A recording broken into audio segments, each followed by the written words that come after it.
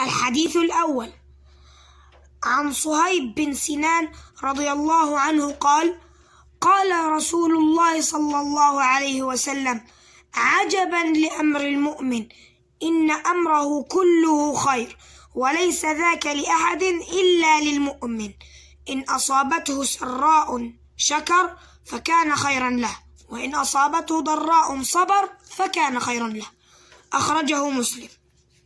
الحديث الثاني عن عائشة رضي الله عنها عن النبي صلى الله عليه وسلم قال: إن الرفق لا يكون في شيء إلا زانه، ولا ينزع من شيء إلا شانه. أخرجه مسلم. الحديث الثالث عن عمران بن حسين رضي الله عنهما قال: قال النبي صلى الله عليه وسلم: الحياء لا يأتي إلا بخير.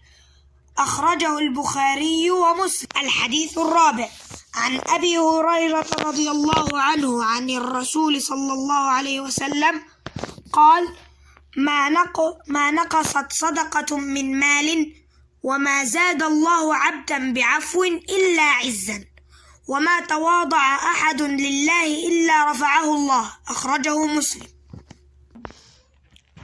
الحديث الخامس عن عبد الله بن عمرو رضي الله عنهما قال: قال رسول الله صلى الله عليه وسلم: الراحمون يرحمهم الرحمن، ارحموا من في الأرض يرحمكم من في السماء. الرحم شجنة من الرحمن، فمن وصلها وصله الله، ومن قطعها قطعه الله. أخرجه أبو داود والترمذي واللفظ له، وقال: حسن صحيح.